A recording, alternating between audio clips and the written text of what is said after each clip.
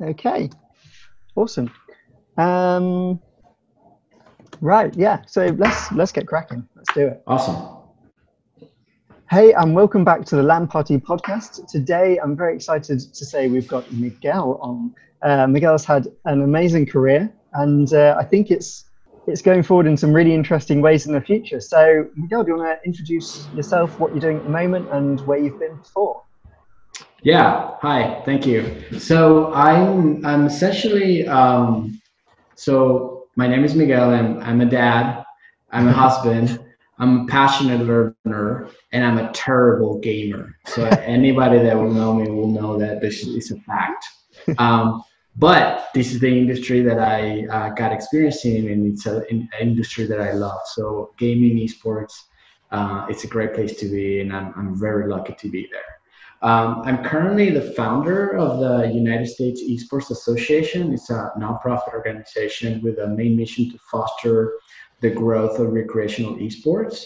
And our three main strategic pillars that we believe we can conquer our mission is through recreational leagues, education, and diversity and inclusion. And I'm pretty sure that we'll talk more about that later. I'm also an advisory board member for Gamers Outreach, which is another wonderful charity in the world of gaming, which essentially Gamers Outreach, what they do is they bring gaming into the rooms of little kids that are very sick at hospitals and cannot leave That's their awesome. rooms to actually bring them the opportunity and the joy to have a gaming experience when they're bound because of their sickness to the Mm, room for an extended period of time. Then is imagine the feeling of having a parent and the actual kid for 30 minutes or 60 or 90 minutes to just forget where they are and just enjoy the pure gaming experience and have a joyful experience. So that's also the mission of the Gamers Outreach nonprofit. Nonprofit. And from a perspective of career and where I kind of worked from a gaming industry, so I spent about 13 years working for the Xbox hardware team. So that I was obviously it's Microsoft. So was I left Microsoft. I can't believe this, but it's about 7 months ago already. And I was always in the hardware team for Xbox, and I did a lot of different things. Mostly all of them around business and strategy. So I did business development, I did strategic planning, some portfolio management for the yeah. hardware team. And eventually also I ran for a while the licensing business that they have with some third-party accessories manufacturers. So that was kind of like the bulk of my experience there. And had the wonderful opportunity to have a great network and build a great network and quite honestly fall in love with the gaming industry, which to be honest, I kind of fell into the industry. I didn't grow up being a gamer myself, Okay. but it's a great place to be. Yeah, that's amazing. So, how did you get into that industry then?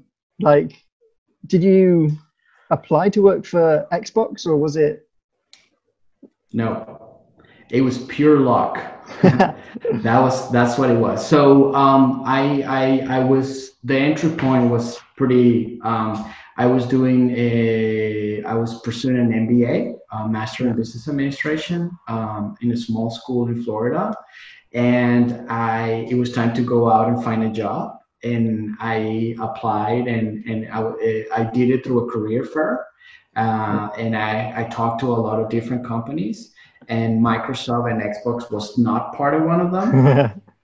And I happened to meet a recruiter or somebody from the Xbox team at an event during the Yep. career fair, and they say, "Hey, you should come over tomorrow and meet some of our recruiters." And I did that, and I met a recruiter, and they were like, "Yeah, you should come over and have an interview with us," and I did. And then, a few weeks later, I was flown into Redmond to have some other interviews with them, and then, like another few weeks later, I had an offer. And actually, originally, I joined the company in the finance side. So I was a finance Okay. support for the Xbox accessories team. So when I was offered the job on the finance side, yes, I knew I was coming into the gaming side, but it wasn't something that when I applied, I went straight to it. I just happened to have had the conversations with the Xbox people.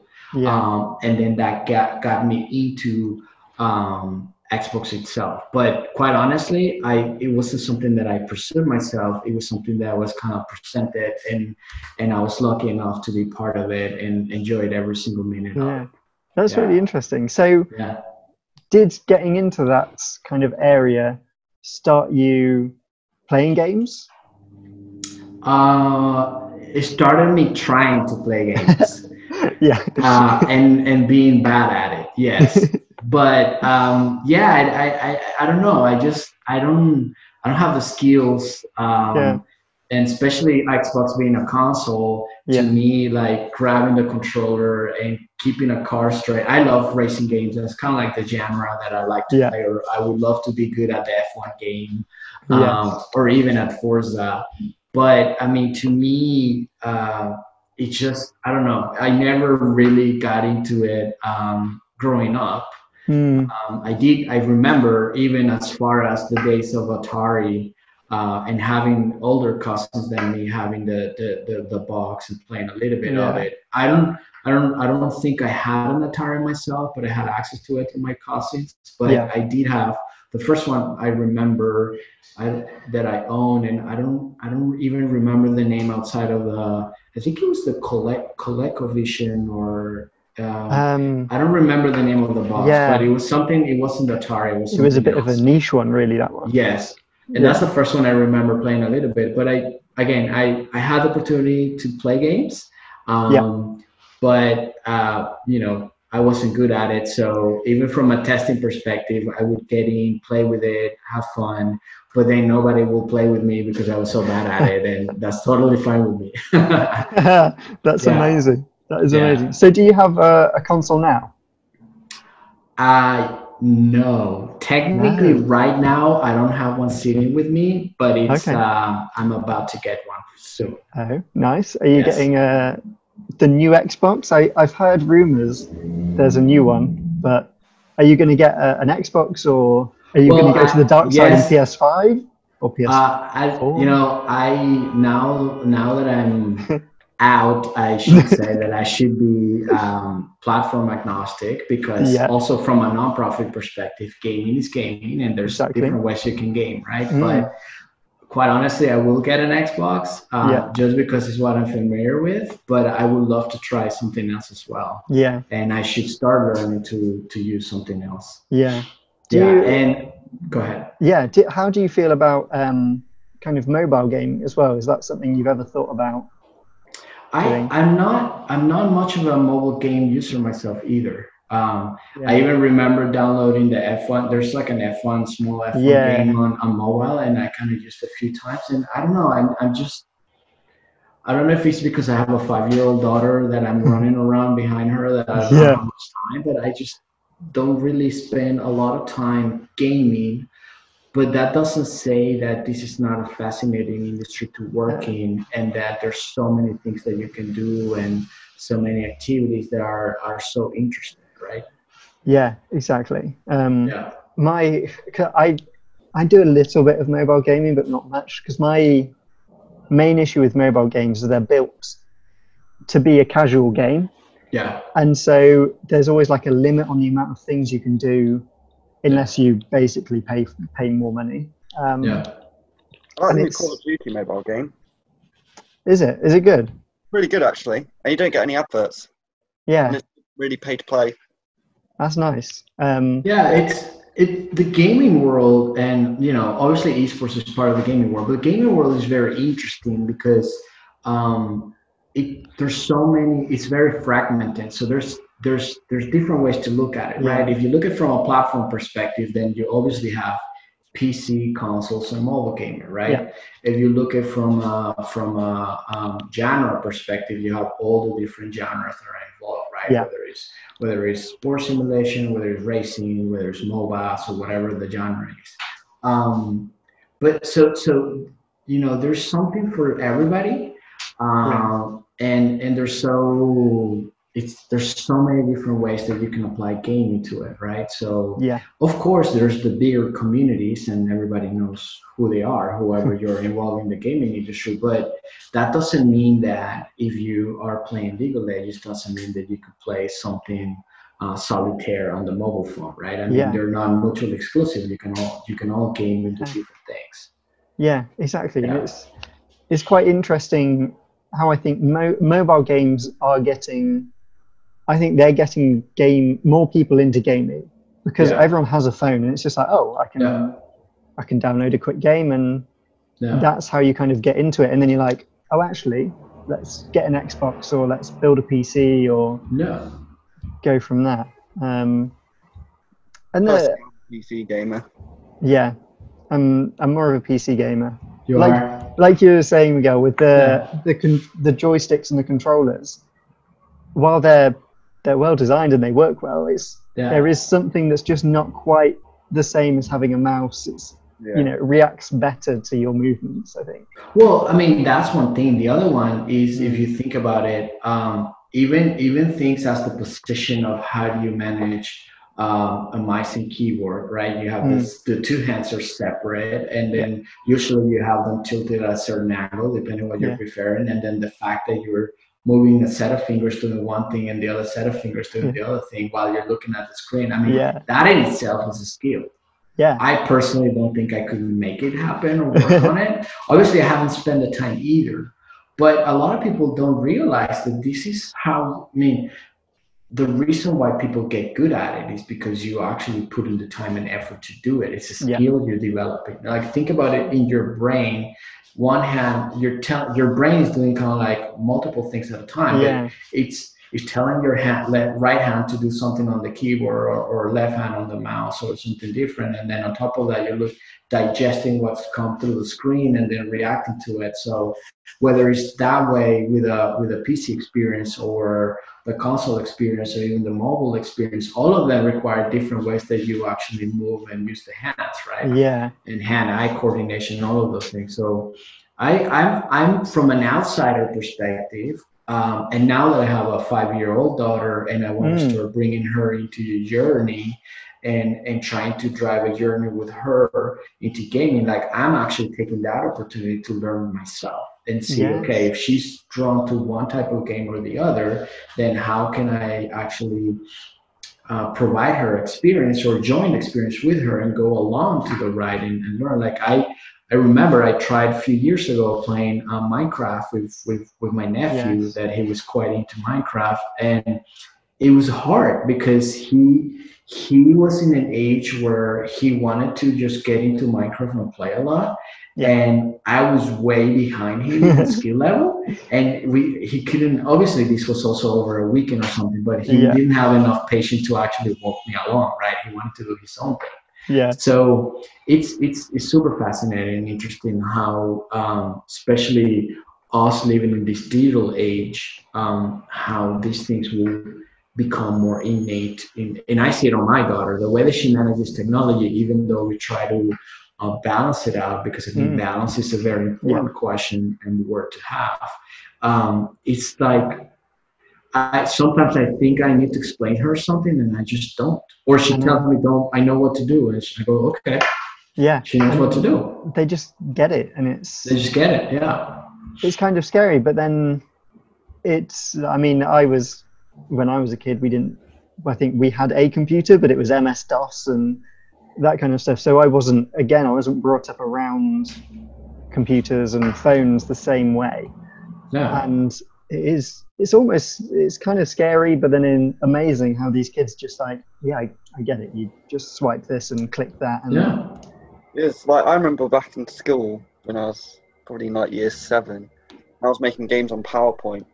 Yeah. Which is pretty difficult, I'm not gonna lie. You were making games in PowerPoint. Wow, I haven't heard that one before. But that's awesome. Yeah. Yeah, like you could do like mazes, and you can make it so it follows the mouse. Then when you get to the end, it then goes to the next slide, and then obviously you've got a different one, but the mouse will go to a point. That is amazing. Oh wow, that sounds awesome. That's a great skill to have. And that, I mean, these conversations lending itself pretty well for what we're trying to do in the United States Esports Association, which is we're trying, the scenario that I always like to give at least parents or to promote out there is like in the US, it's very typical for a family on a Saturday morning to wake up, eat breakfast, and then one kid gets the uniform on for a baseball game. Off, one parent goes with the kid to the baseball game, and then another kid puts his uniform off and on, and then they go to the football game, meaning soccer in the US, the real football. I know you guys call it football.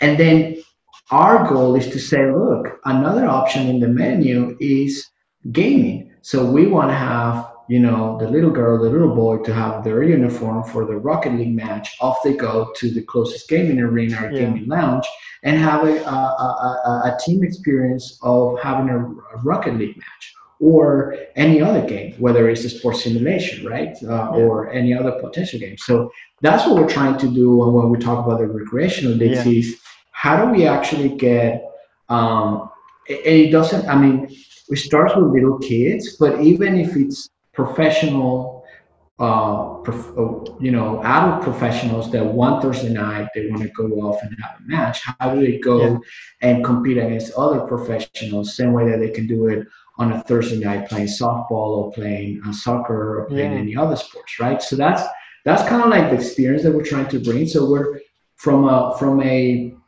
esports experience. When you go, everything that we know today on esports is at the top of the pyramid, right? It's the professional level, it's the Premier Leagues, it's the Call of Duty equivalent, right? On the professional level. What happens with esports today on the mainstream perspective, everybody hears about either the professional teams, they hear about professional leagues, and that's what they know. But when you go down to the bottom of the pyramid, where the grassroots level starts on the recreational level, and we want to talk about recreational esports, that's really not well organized or well structured. And I remember the way that we got together into this, it was a comment that you guys put out on LinkedIn, and that's part of the conversation. We're saying, hey, traditional sports is pretty much organized, why esports isn't? And it's a fair comment. But a lot of people don't understand that, esports in itself is a fairly young industry and then started to get kind of like organized from top down. Where sports actually started 300 years ago, depending on which sport you're talking about, and it started from bottoms up, right? So it's a fact of the industry and there's nothing wrong with it. It's a matter of how do we start now putting some building blocks at the grassroots level, at the bottom of the pyramid, so we can help them provide that path. So, I find that that's kind of like a quote unquote universal issue that we have or problem that we're trying to solve. Europe is usually structured differently than the US when they're trying to tackle these things. But at the core is how do we provide a recreational esport experience to kids or to any person that wants to have that opportunity to play recreational, trying to mimic what a real life scenario, because a real esports tournament today requires that you have two teams sitting at the same venue, using equipment that is not there, using whatever surroundings they have, communicating with the coach, and being surrounded by loud fans, and dealing with that pressure. When you play casually at home online, yes, you can play casual, you can do a lot of things, but you're not having that same environment, right? So if you want to have it or recreate that, then you need to go to your closest gaming arena and have some sort of experience that way. And that's what we're trying to focus on. There's no reason why, yes, you can do it online. There's no reason why you could also do it physically. And by doing that, then you start bringing along parents, which is key. Parents is a very important part of here, because a lot of parents, there's still a lot of negative connotation with gaming and esports. And this is a way to bring parents along. And this is where the education focus for the nonprofit comes in, for the United States Esports Association, which is, hey, there's different pockets of education that we need to help the industry and help people get to. There's a part of educating parents. We need to let parents know this is a valid activity to do, and you should support your kids to do. Of course, there are, and something that I alluded earlier, which is balance. Of course, you have to have balance. It's not about gaming 16 hours a day. It's about balance and how do you do it. But it's still a team experience. If I grew up not being a sports fan, then if I would have had this option as another team activity, why wouldn't I have had that available to me, right? So it's a valid option. Also, we need to educate kids and the next generation of those potential esports athletes that they have to be balanced individuals, and in order for them to be high performing, they need to take care of their bodies, they need to take care of their mind, they need to take care of a lot of different things, and also they need to put their hours. So 16 hours grinding days is not sustainable anymore, because you're gonna be, even you get injured and you're not gonna play anymore, right? Because your body gives up. So you need to eat well, you need to have, your mental fitness, you need to sleep well, you need to work out. All of these things are required for you to become a high performing individual, whether you want to be a football player, whether you want to be a League of Legends athlete, or whether you want to be an entrepreneur, right? So it doesn't matter. You need to have that. Another area to educate is actually in the coaching side. If I want to coach my daughter's team, how do I do that? I've never coached Rocket League, and I never coach 8-year-old people, right? Or kids. How do I do that? Then usually organizations like ours will put out information for parents, do's and don'ts, and these are the kind of things that you can do in order to help coach things. So everything you hear me talking about is something that is very much done and well structured today in traditional sports. But it's how do we bring that over, or how do we bring the best practices into esports and apply it in a way that actually is the right thing to do for the industry. And then just to close out my comment, the last portion of all of this is diversity and inclusion. Diversity and inclusion is extremely important because it's not the classic, ethnicity and gender and other areas of diversity and inclusion, female representation, but it's also about able-bodied, right? There's a book that I heard recently from Taylor Johnson, which is Coach T, and he was talking about in another podcast, talking about if you have a body, you can game, and it's true. Like if I wasn't lucky enough to have a full functioning body, and I had, let's say that I was born with missing a hand or missing a leg or whatever it is, I can still game. I can still be super good at it, and and now I have technology like the Xbox Accessibility Controller that can actually help me, and I can have a perfectly experience with all of my other peers and all of my teammates having a great experience, where, to be honest, a lot of times in sports you can't because of the physical limitation aspect. But in esports, there isn't any. So that's part of what we're trying to push as well from a diversity and inclusion perspective. It is such an inclusive thing. Like you were saying, it doesn't matter what gender you are or whether you can walk or whatever it is or whatever. You can play games to a high level. Whereas, traditional sports, you just can't. It's like you're saying, you've got to be healthy, which pretty much, I think everyone that we've had on this podcast has brought up as well. Yeah, health has been a big thing. Yeah, definitely a huge thing. Sorry, go ahead, Rory. Oh yeah, if you're not healthy, it's even just to do with like reaction speed. You're going to be slower. Yeah. Absolutely, and that's why it's so fascinating. I don't know if you guys have seen any of the documentaries that are going around, whether it's in Netflix or Amazon Prime, around an inside look about a lot of the football teams. I remember watching the one for Man City with Pep from, I think it was the 2017 or 2018 season. And it's fascinating to see that one. And it's also fascinating to see there's a new one in Rakuten TV for Barcelona, and seeing the behind the scenes. Or even Netflix had one around I remember around a couple of Argentinian teams, the Boca Juniors or Awesome. River Plate.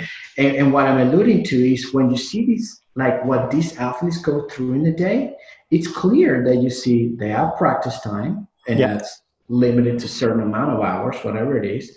They have physical fitness time, right? So they actually go to the gym, do all of these things. Yeah. They have recovery time, which means they Yeah. are good in their sleep, and they do that, and they're taken care of on their mental fitness as well. So they have, therapy, whatever is needed, mindfulness, and also then they have eating, right, Yeah. habits, and that's why they perform at that level. You know, you guys know this very well because you're Yeah. obviously being from Europe. I mean, you go in and run 90 minutes nonstop, you have to be in top shape to do that. Yes.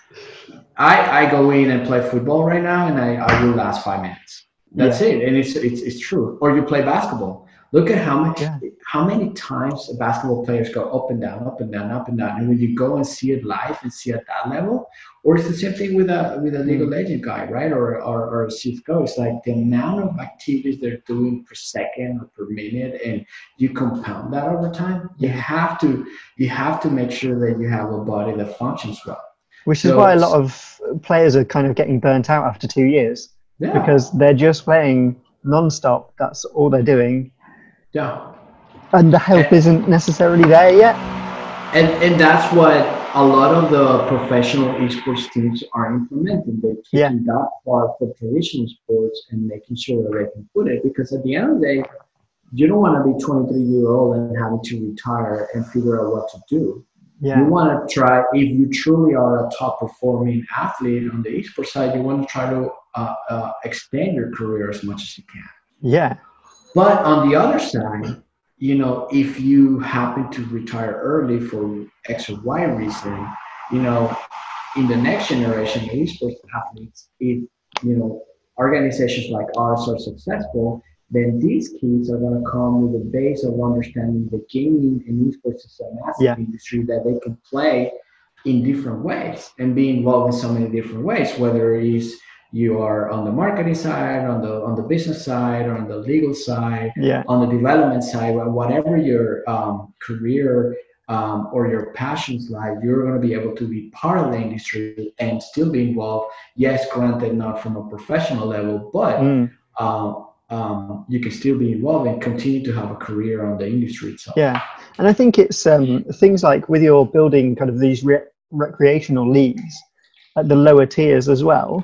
Eventually, that's going to meet somewhere with the top tiers, Yeah. and you're going to end up with something like with football or rugby or whatever it is, where you've got these players will play at the top of the game for a couple of years, and then they'll be replaced by someone newer, but then they'll drop down league. So they'll still be playing professionally, but they'll be playing for a different team in a like tier 2 or something like that, which is kind of like you're saying, it's elongating that career, and they can do that because they've got the health in place. They're not completely burnt out Exactly. from doing it. Yeah. And one thing going way back to when we started talking, one thing I did think that's quite interesting as well for parents to learn is that playing games does have these transferable skills as well. You're still Yes. learning about teamwork. Yes. You're still, like Yeah. you're saying, you're learning about using the technology. Yes. And all of these other things that I even did a post on LinkedIn about how gaming taught me about decision making and resource management. Yes. Because I played a lot of strategy games like Yes. StarCraft and all of that, Age of Empires. And you do have these limited resources, and you're like, what's the best way for me to get to my goal, which is winning? Yeah. And so I need to manage my resources and plan and make the best decisions, which is a transferable skill. Absolutely. So yeah, learning all of these things is very important. I think it's something that needs to happen for esports to really grow. Yeah. Yeah, absolutely. So kind of going on from that, you mentioned that your kind of main area was business strategy. What would you say is is there anything with the strategy side and business side that you think current esports teams, like the lower esports teams, can actually improve on to get out in there, get out to the world more, or increase whatever they're doing, the productivity, whatever it is? Sorry, guys, I was unmuting myself because there's still some background noise. I apologize. They're still going. Yeah. Yeah, but okay. So I think the question was around. I think. Oh, here we go. Can you hear the noise? It's a little bit there. Okay, let's keep going. I think, from a strategy perspective, at the end of the day, and I'll be honest, I'm not very familiar with the whole notion of team infrastructure and running your team. Obviously, there's a lot of teams out there. I think it's a mix of different things. One is, in reality, what is it that you're offering as a team, and what are your main goals, right? So there are different teams that are trying to achieve different things, and also understanding the fact that esports is still so young and changing by the day, that you need to really kind of like pick and choose what are the right areas that you want to go after. So you see a lot of teams having players that play 10, 20 different teams. Yeah. And a lot of times, you have to be very mindful of specifically how you can go about it, right? The other one is how, running a team is nothing more than also a business. If you think about it, how are you going to cover the basics, right? This trend of getting funding is not going to last forever. So how do you make a sustainable business? What are the products you're offering? How do you make sure you have all these revenue streams that you want to build on? It's very obvious that the bigger teams or the most organized teams are starting to figure that out. If you look at somebody like 100 Thieves, they're really going after, fashion being one of their offerings, right? And these drops in fashion focus, and then content being the other, which is how do they start providing more and more content that people like, and then by doing that, increasing their audience. By increasing the audience, then how do they get ad revenue and some other things that the audience brings in. So I think we're going to be going into this journey of esports maturing, and figuring out how do we continue to expand these revenue streams and make the organization sustainable. So I think one big area of strategy for teams, whether they're at a top level or at somehow wanting to be to the top level, is being nimble, being flexible, understanding the industry, being able to react to it, and also being willing to try different things and maximize your opportunity of there's so many dollars in ad revenue, there's so many dollars on sponsorship. So how do you start generating more revenue streams for your organization to actually be sustainable over time? And that could be different things. That could be even consulting, right? There's so many, to your point, there's so many from a technological perspective, there are so many things that these digital professionals, both team infrastructures and players, are getting, that you can actually make services or products out of those things, right? And right now, I don't have anything specific, but my point is, you have to be able to understand where the industry is, and then how do you start actually creating income from what is out there, and not try to do and repeat the same thing that the others are doing. Exactly. And I think it's something that's, like you say, it's really going to evolve in the esports industry over the next few years. I remember I was watching a live stream from Chris Smith, and he was saying that esports, like the average value of an esports viewer at the moment is around like $5 to $10, whereas the average value of an NFL, the viewer, is like $200.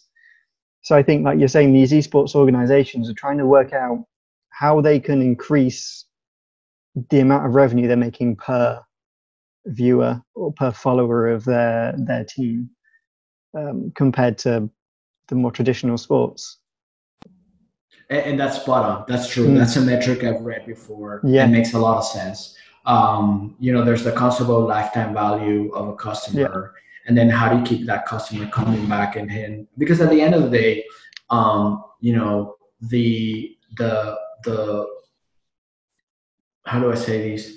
The bigger your audience and the bigger the market you're going after, actually the opportunity is bigger. But what I was trying to say is that there is a lot of the reason why traditional sports teams and leagues, especially on king sports like football or soccer, obviously in the US, American football, and even basketball. I mean, they've really brought in the journey, their customers into the journey, meaning they're actually done a whole bunch of different experiences that actually bring on customers and create that notion of belonging and notion of wanting to be part of that team. And then that's why, because that's a shared passion with others. And then how do you actually keep investing as a customer on enjoying that experience itself? And I don't know what you guys' teams are. I think you mentioned one time that we talked that you're a Newcastle fan, but if you're what's in Newcastle? Derby Rams. Sorry, we're still Derby black Rams. And white though, so it's the same same colors basically. Yeah. But I mean, that's what's going to require, and in a way, the industry will mature on that side, and you see how do we actually increase that customer value. It's also nature of also, I think, some of the generational shift where once most of the audience. Or most of the younger ones that start getting that disposable income, then they're going to be starting to invest more because this is the actual entertainment bucket that they choose to invest in, right? Versus other things. Yeah, that's really interesting. It's definitely something that needs to move forward for the industry, I think, to evolve further. One thing I think I don't know if it's necessarily stopping the industry, and I don't know what your thoughts are on this, but the problem with esports is that you have publishers that own the game, whereas football or NFL, no one owns that game. So I could start a league, like a football league now, and I could do it with no money. Whereas with esports, you've kind of got to get in touch with the publisher and go, I want to start a thing, and is it under the rules that you've set, and is there any support around it? I mean, how does that work with these recreational leagues? Sorry, there's still a lot of background noise. Hopefully it doesn't come through. I think I think I have a slightly different view. So I wouldn't say that, I don't know. I wouldn't say that it's a problem or it's an issue that publishers own the IP, right? I think it's a fact more than anything else. And it's something that, it's a fact of the nature of the digital way of entertainment and digital way of doing activities, which is, the digital gaming. And it's something that we as an industry have to work and figure out how to make it happen, right?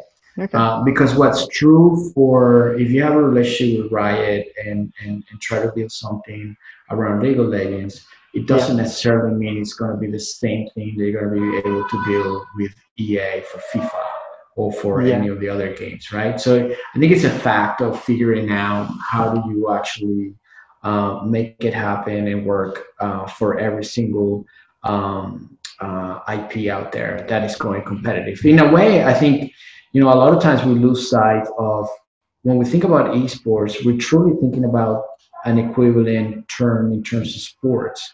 Sports is composed by different individual sports, right? You have football, you have basketball, you have rugby, and you have a series of other ones.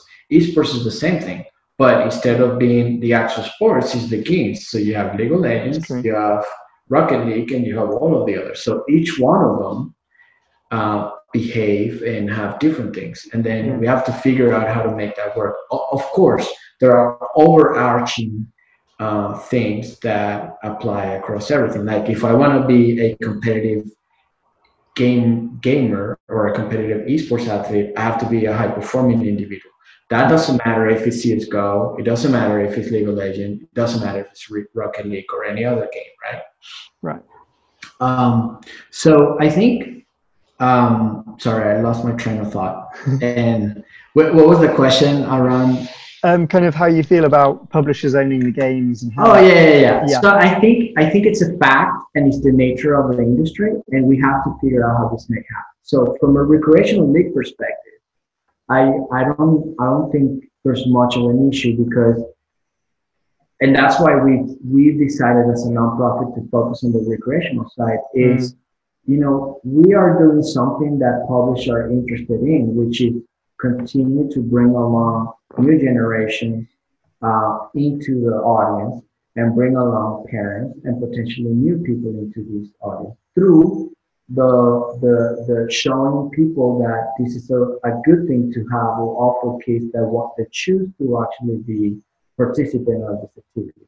So from that perspective, we're taking on something that probably is priority 3059 in the list for any of the publishers that they don't get to because obviously they're focused on other things. But we're taking and trying to do what the right thing is. So I don't think from that perspective will be an issue. What we need to, as a nonprofit, adjust to is to understand, okay, if I'm building or building a recreational league for League of Legends, we have to take into account this set of guidance and rules that are set together by Riot Games. And if we're going to do it for Rocket League, we have to do it whatever Psyonix do, right?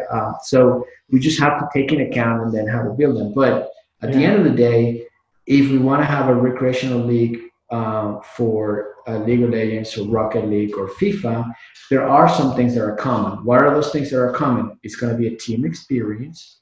It's going to be held at a gaming arena, hopefully, and it's going to bring some.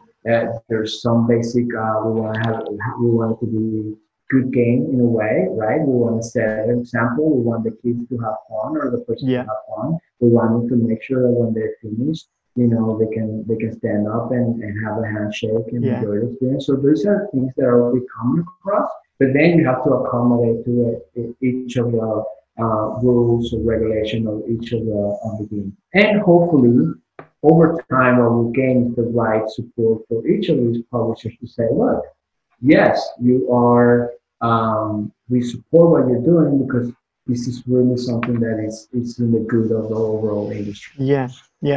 It's really an interesting view of it, actually. I've never thought about it kind of like you're saying with sports is these different games. Esports is the same. It's just different games and you have to work with what you've got. So that's kind of, I think that's everything I'd kind of set up to ask you today. Do we have any other questions from Rory, Siddhas? No, it's everything. No. Yeah. Really it's a really interesting view into kind of what you're doing and how I think the future of esports is going to be. Really, I think you're on that frontier of the esports future, Miguel. Yeah. That's awesome. Thank you. I hope we are, and I hope you know, the whole goal of the organization is to really help and lay the building blocks for the future. It's really for the industry. It's not for any personal, gain, other than we think is the right thing to do, and it's a way to give back to the industry that's giving us so much. And it's a call to action. It's a way for, I think, all of us that enjoy gaming and enjoy the esports industry have also responsibility to take action. And what we want is to really invite anybody to just participate and be part of, become a member. Go to our website and become a member and help us build this thing. it takes a lot of help, a lot of hands, a lot of brains, Yeah. and also from a publisher and a corporate perspective, hopefully a lot of funds from donation to actually help us build this. But it's the right thing to do for the industry for sure. We're convinced of that. Exactly. Yeah, I would agree with that. So is that how people can get involved with the US Esports Association? Go to your website and become a member. Are there other ways? Yeah. Yeah. Yeah. So I think the main thing to do is come to the website. Our website obviously will be on the Links. notes of the podcast. Yeah. The links, but it's essentially www.esportsus.org, and just become a signee, become a member. It's free. We're not charging anybody to just become a member. We want it to be free. We just want to grow our audience. We're starting to truly strike partnerships with companies that buy into our mission, then essentially to offer benefits to our members, whether it's a reduced price on a product or use a service or whatever it is. We just want to be there for the community. So go to the website, be a member, join a member. If you want to donate, you can donate. But also you can donate funds, obviously dollars, but you can also donate your time. So you can become a volunteer. You can help us. If you're an expert in marketing, if you're an expert in social media, if you're an expert on whatever it is that you do, we need you, we need help, we need the hands, and we all together can come up and do this, right? And that's essentially what we're trying to do. Gaming and esports has always prided itself to be a grassroots movement and to be, part of the community, and that's what we want to do. We want to actually build this together with as many input as we can, and then help us bring this to fruition, which is, again, the mission of the nonprofit is to foster the growth of recreational esports. Obviously in the US, because we're US focused, but there's no reason why we take this out and partner with our other organizations. For example, in the UK, we have the British Esports Association, which they're doing a great job as well. And this is in our, we have a relationship with them as well. And our goal to actually be partners and continue to work this together over time. Yeah. And like we were saying earlier, it doesn't matter where you're based. Esports is inclusive. So you're in Spain at the moment, aren't you? Yeah, at the moment I'm sitting in Spain, and it's funny enough, I'm here in Spain because of personal reasons, but and that's the point of going back to parents and education. It's like technology is in a way that, how many are we in the call? 4. The 4 of us are all in different places. I think Cetus is also in another country in Europe. So we have one guy in Spain, one guy in Cetus was in Lithuania. Yeah, Lithuania, and then a couple in the UK, and we're here. We're having this conversation. It feels like we've known each other for a while now. And, who knows when we meet? We might meet in a couple of months, or we meet, in 2 years. Exactly. Yeah. And that's the beauty of it. So I'll put all the links down to that, down to all of that stuff in the comments. I'll also put a link to Gamers Outreach as well. Yes, please. Yes. So is it a similar thing? People can get involved? Yes, same thing. Actually, yes. And Gamers Outreach has actually a huge event that is happening. I should know the date exactly. I'll send it to you, but it's in March. It's the biggest event, the biggest fundraising event that they do. And ways that anybody can get involved is actually, you can go into the website and sign up to do your own fundraising campaign to actually help. And what they do is they have this gaming fest. They have a LAN fest where it's a weekend long event where they bring actually obviously a whole bunch of people physically to one place, but then they expand it also from an online perspective with streaming. So think about it's essentially a LAN fest or a hackathon. Yeah. So I'll send you more information. Sorry, Gamer Outreach guys, I should know my lines better, but I will make sure that we get that there. And that's happening this March, upcoming March.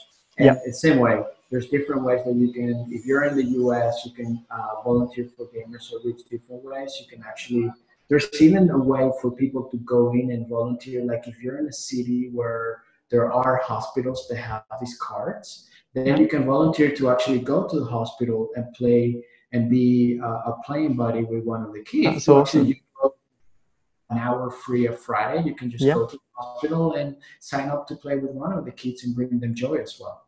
That's awesome. And not do any kind of rage quitting while you're there. Exactly. Try to be a good gaming citizen and show them how a good gaming experience would be.